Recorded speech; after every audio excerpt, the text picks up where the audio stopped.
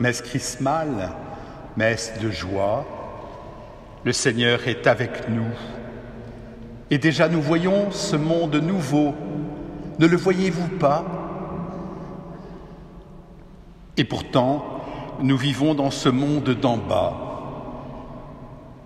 sujet au combat spirituel, sujet à la mort pour la vie.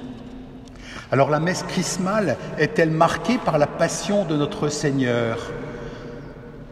La Semaine Sainte, une messe de joie, alors que nous savons que dans 3 jours, nous serons vendredi saint et nous nous prosternerons devant la croix. Profondément, la messe chrismale est marquée par la passion de notre Seigneur, car c'est lui qui donne sa vie, la vie que nous pouvons recevoir pour devenir des vivants en recevant les sacrements. C'est à chaque Eucharistie que nous célébrons le mémorial de notre salut et que nous nous rendons présents à l'unique sacrifice du Fils. La messe chrismale, c'est, comme toute Eucharistie, la passion et la résurrection du Christ, avec aussi cette bénédiction et consécration des huiles et du Saint-Crème pour que nous puissions vivre notre vie ici-bas. Prends et mange, sinon la route sera trop longue pour toi. Prends et reçois l'onction pour vivre avec force ce que tu as à vivre, dans l'inquiétude, voire dans l'angoisse. Je suis avec toi. Et si le Christ a choisi de donner sa vie sur la croix, dans cette kénose, dans cet anéantissement de lui-même, pour pouvoir nous donner la vie, et bien que nous soyons, certes parfois dans l'inquiétude, mais sans quitter la joie qui vient de Dieu. Nous rappelons l'agonie de Jésus à Gethsémani, jardin du pressoir, car il faut presser les olives pour avoir de l'huile, et c'est cette huile dont nous nous servirons ce soir pour demander la bénédiction. Nous n'allons pas nous laisser voler notre joie. Dieu a tant aimé le monde qu'il a donné son Fils unique, et le Fils unique nous a donné sa vie pour que nous vivions au cœur même de Dieu. Grand moment pour ceux qui vont recevoir l'onction un jour ou l'autre cette année. C'est le frère évêque qui me racontait cette petite histoire d'un petit garçon qui a reçu l'huile des catéchumènes, ce qu'on donne aussi parfois pour pouvoir avoir la force. Donc il a reçu l'huile des catéchumènes dans la main. Et sa maman est revenue au presbytère 2 jours après, affolée en disant « Monsieur le curé, il ne veut plus se laver les mains. » Parce qu'il avait reçu l'onction. Alors c'est enfantin, et en même temps, ô combien c'est vrai.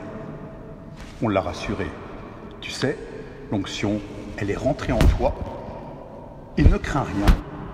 Le Seigneur est avec toi pour toujours. Onction. Onction de cette huile parfumée. Peut-être avez-vous réalisé que tous les lundis saints, donc c'était hier, nous commençons cette semaine sainte par l'onction de Béthanie. C'est l'évangile qui nous est proposé. Marie répand sur les pieds de Jésus un parfum. Et Jésus dira, c'est en vue de mon ensevelissement. La vie et la mort s'interpénètrent, mais c'est la vie qui sera victorieuse. Marie a donné un peu d'elle-même avec ce parfum. Tu n'as pas simplement à offrir le fruit de ton action. C'est toi-même en réponse au don que Jésus fait de lui-même. C'est ce don-là que tu as à faire. L'hostie de ta messe, c'est toi. Et ce que Jésus attend, c'est une onction. Onction humaine, sanctifiée par le don de Dieu. Jésus lui-même a-t-il reçu l'onction? Rien ne le dit, mais en avait-il besoin? Quand il dit que l'Esprit Saint est sur moi, c'est l'accomplissement de la promesse et la révélation de son identité. L'Esprit Saint est sur moi, il m'a envoyé proclamer aux pauvres la bonne nouvelle, aux affligés la joie, aux captifs la libération. Et Jésus tressaille sous l'action de l'Esprit Saint en disant « C'est aujourd'hui que s'accomplit cette parole que nous venons d'entendre, que vous venez d'entendre. » Vous l'avez dans la première lecture, c'est la prophétie d'Isaïe. Jésus n'a fait que lire la prophétie d'Isaïe dans la synagogue de Nazareth. Mais en lisant cette prophétie, elle s'accomplit, c'est aujourd'hui. Alors si c'est valable pour Jésus, c'est valable aussi pour nous. C'est aujourd'hui que s'accomplit cette merveille d'un Dieu qui est avec nous. Et nous pouvons marcher, nous ne pouvons pas penser que tout sera facile, car ce n'est pas facile. Et Jésus nous le montre, c'est le chemin de croix. Il n'est pas venu supprimer nos épreuves, mais il est venu tout remplir de sa présence. Alors on donne des onguents, des pommades, des massages à ceux qui sont malades. On en donne également aux sportifs. Deux qualités principales, peut-être ce soir, pour l'onction, à la fois la douceur et la vigueur. Douceur, une onction, douceur. Nous avons besoin de douceur. Dans ce monde qui, témoigne de la brutalité, de la violence, et nous en sommes capables, nous également, dans nos mots, dans nos actes. Il y a tant aussi d'incitations à la haine partout, parfois même dans les campagnes électorales, sur les réseaux sociaux. Ces incitations qui peuvent être sournoises, mais qui intoxiquent le cœur de l'homme, apaisées par une onction de douceur et de paix. La douceur, nous en avons besoin. Et cette vigueur, pour ne pas nous décourager, avoir le courage d'être, d'avancer, dans nos contrariétés, dans nos épreuves, subir avec patience, avec résilience, accepter aussi d'aller au combat, ne pas chercher simplement des zones tranquilles, mais savoir et vouloir se battre pour la justice et la paix. Jésus monte résolument à Jérusalem et au jour de l'onction de Béthanie, il nous dit « Je choisis de donner ma vie. En vue de mon ensevelissement, imitez ce que Marie fait, Marie de Béthanie. » Baptisés, confirmés, nous avons reçu l'onction. Alors je voudrais rendre grâce ce soir pour tous mes frères prêtres, collaborateurs de l'évêque, sans quoi rien ne serait possible. Vous avez besoin, j'ai besoin, vous avez raison de vouloir de saints prêtres, un saint évêque. C'est notre ambition, comme nous souhaitons avoir de saints et pieux laïcs, baptisés, qui vont jusqu'au bout de l'amour, capables de des gestes fous de l'amour de Marie de Béthanie. Nous avons reçu l'onction pour mieux servir, oui, prêtres, évêques, diacres. Nous ne pouvons pas servir nos propres intérêts, nous ne pouvons pas exercer notre ministère avec violence, nous ne pouvons pas être des missionnaires, nous devons être au combat. Nous voulons résister au découragement et à la dépression par le secours qui nous vient lui-même de Dieu. Car sans lui, rien n'est possible. Notre mission, si nous sommes fidèles, est de répandre la bonne odeur du Christ.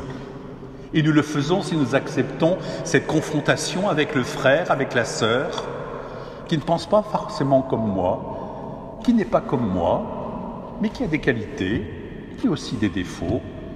Et parce qu'il a des défauts, je m'autorise parfois à en avoir également.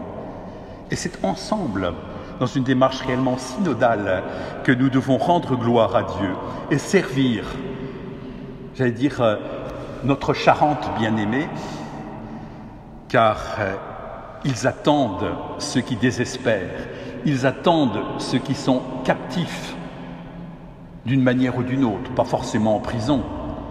On peut être captif d'addiction, on peut être captif parce qu'on s'enferme par peur. N'ayez pas peur, nous dit Jésus.